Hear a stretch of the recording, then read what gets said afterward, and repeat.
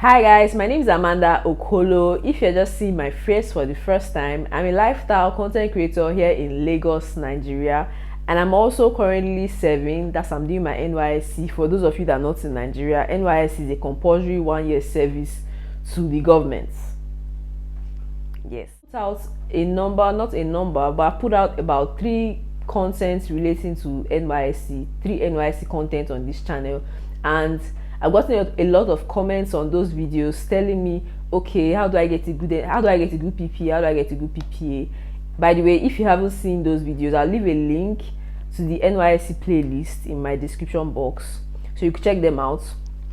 So like I was saying, I was getting a lot of comments on people, oh, how do I get a good PPA? How do I get a good PPA? And because of that, to create this video to sort of like answer those questions or those comments or those persons that were asking me about how to get a good PPA. So if this sounds like something you're interested in, why don't you just sit back, relax, and enjoy this video.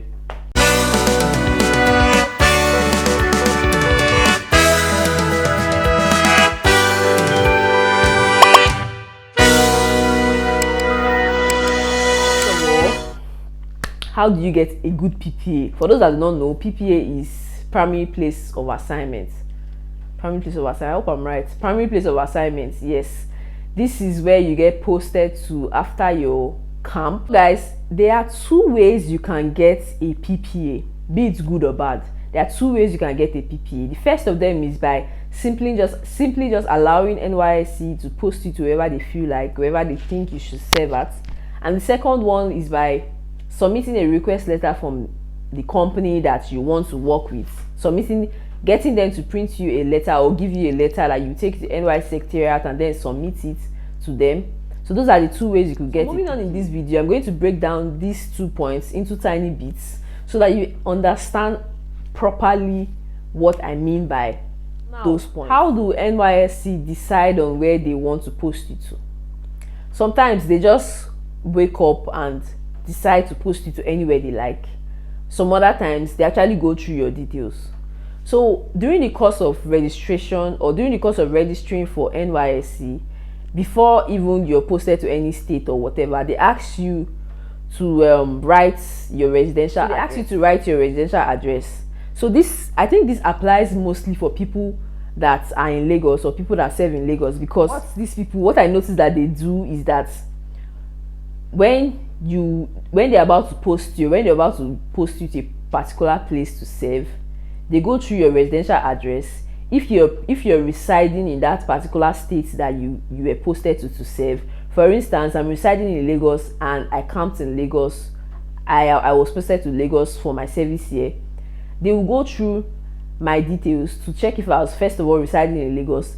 Then if I'm residing in Lagos, they will now go through my residential address and now post me to somewhere really close to my residential address. So for instance, I'm not serving in Lagos, or for instance, I don't live in Lagos but I'm serving in Lagos, and they go through my residential address and they see that, okay, I don't live in Lagos before, they can now just post me to anywhere that they feel like.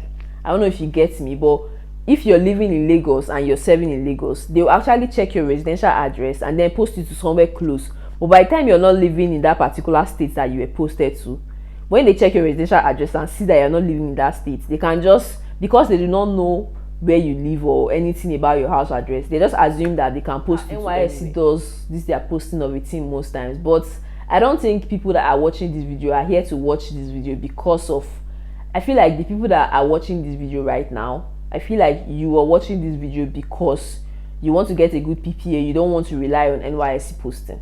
So I get now, moving on to getting a request letter. As far as I'm concerned, Nysc is regarded as cheap labor. Now, what do I mean? They employ you in a particular company and then you're doing the work that a normal, regular, permanent staff will be doing, or even more. But then you're being paid lesser because of the singular fact that you're a corper. That's what I mean by cheap labor. So over time, I realized that a lot of companies in Lagos and hospitals and all of that, they like to enjoy the privilege of So now moving on to how to go about getting a good company. I feel like before you decide to serve in a particular state, you should have your reasons for serving in that particular state. I feel like I've talked about all of this in my previous video. If you've seen them after this video, you could just scroll through my channel and check them out.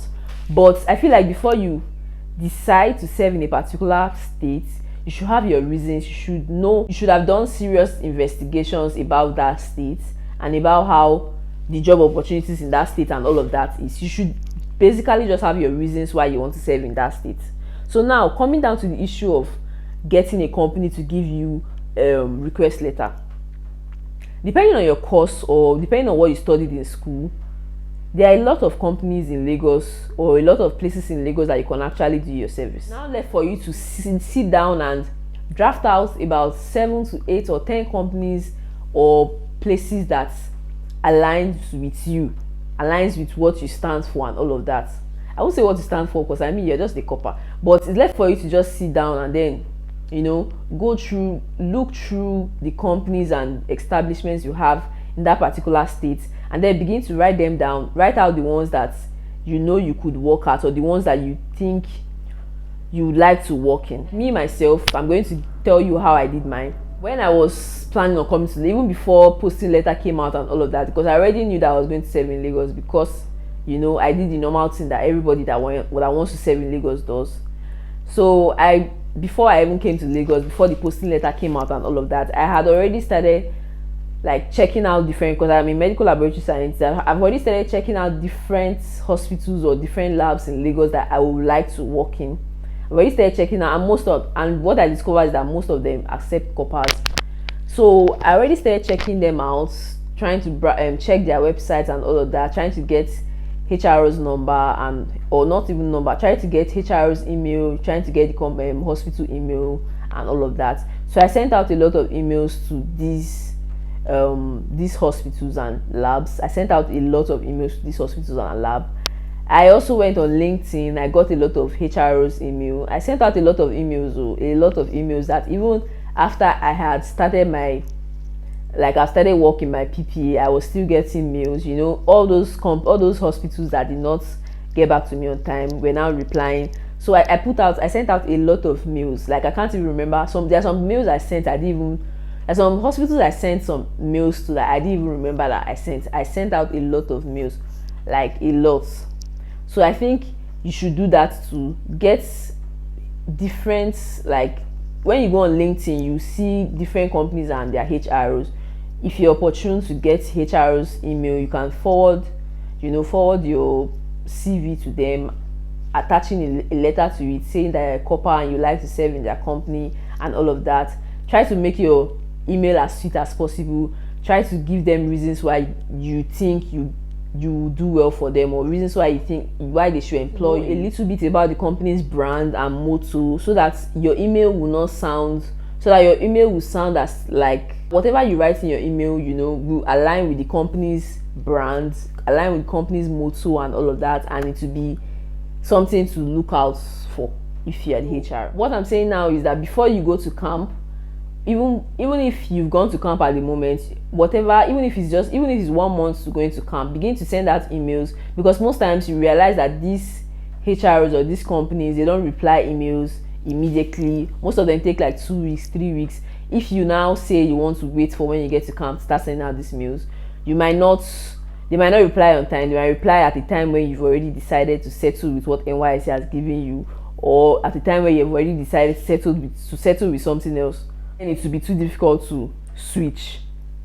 So begin early to send out emails, even if like you might just be so lucky. Don't be too scared it's just an email, it won't kill you. If they don't want to accept you, fine. The worst they can do is to reply the email and tell you that, oh no, they're not accepting coppers at the moment and all of that, and that's the end of it. But put out those emails, send out those emails to those companies that align with you and those companies that you would like to work with. Over time, the ones that can reply will reply. Like to the extent that I even went on Instagram, I sent messages to people's DM, hospitals DM and all of that. So I don't think anything is too much when it has to do with getting a good PPA. Put out that email, send out that DM and all of that. go on LinkedIn, look for places or hospitals or companies or industries that align with you, or places that you like to work. Now after you sent out those emails, if you know, I feel like most companies these days are enlightened. They know what a request letter is. So if they've gone through your emails, I'm not in support of the people that say come for interview and all of that, because it is stated in the NYSC handbook that you should not subject any copper to any form of interview or whatever. If you don't want to accept them, just say that you don't need coppers. Don't try to put them through any form of interview. But if that company is very important to you and you really like to work with them, that you think that you would be able to, you would want to go for the interview despite all of this, then that's fine. You can still go for the interview. But I'm just saying that I'm just worried for the fact that, okay, after the interview they might now come and say, okay, they don't need you, you didn't pass. All those stress for how much? These companies are already aware of what a request letter is. So if they find you interesting and they think they want to work with you, they will reply your mail saying okay, they would like to work with you, send your details, and then after sending them your details, they will forward you a request letter. Fine. Second thing you could also do is try to make contact with people that are working in that particular company, establishment, hospital, lab, or whatever. If you know one or two persons, or if you can be able to reach out to one or two persons that are working there, to ask them a few questions about the place. Do they accept coppers? Can they help you talk to the HRO? How much do they pay coppers and all of that? A long way in helping you, because I feel like if you know somebody in that establishment, rather than sending the HRO a message, that person could just speak on your behalf and submit a physical letter on your behalf.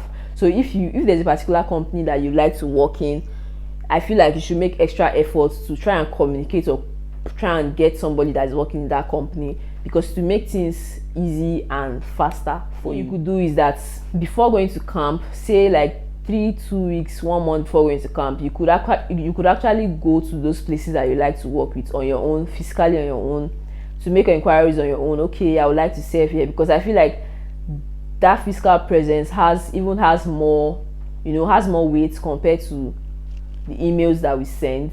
So if you're in that particular city where you like to serve at, you can go to those companies to meet with the HROs yourself, or to just go there on your own and make inquiries on your own. That's for the aspect of submitting a request letter. So now going back to the point of NYSC posting you to wherever they feel like, my problem exactly with NYSC and then posting you to wherever they feel like is the fact that they don't actually call these companies or call these people to tell them that, okay, we're posting 6 coppers to you, they just on their own post them to those places, and then you now as the person that they've posted to that place will now be feeling like, okay, well, maybe they posted you to a good company, you'll be so happy in your mind, and then the following day you go to that place or go to the company and they tell you that they don't need coppers, that they will give you a rejection letter, they don't need coppers. Do you know how devastating that is? Like NYSC has posted you somewhere and getting there, they're telling you that they don't need coppers, that they're going to give you a rejection letter.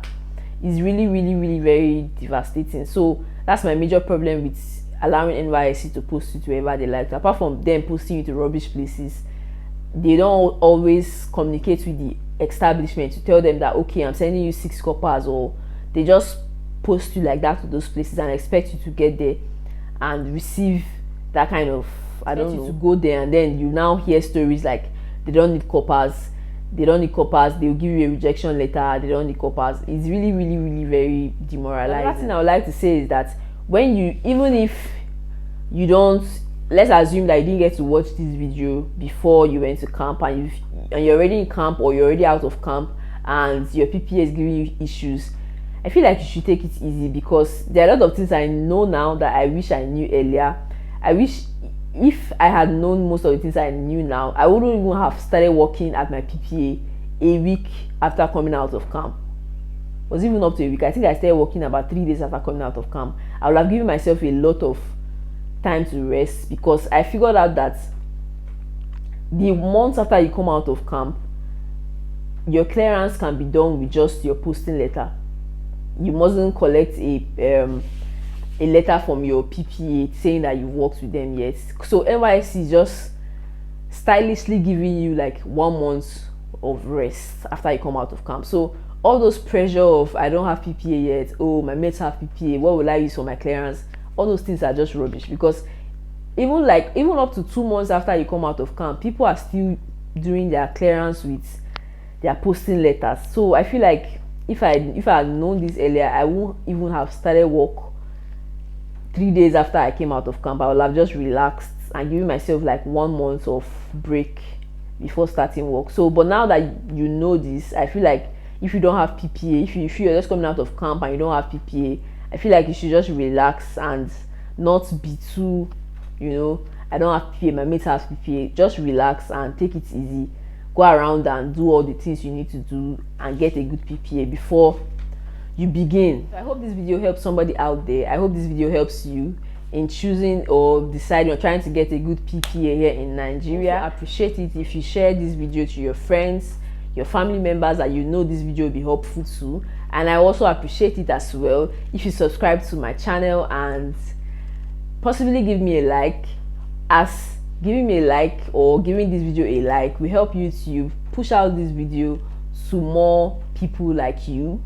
So thank you very much for watching this video and see you next time.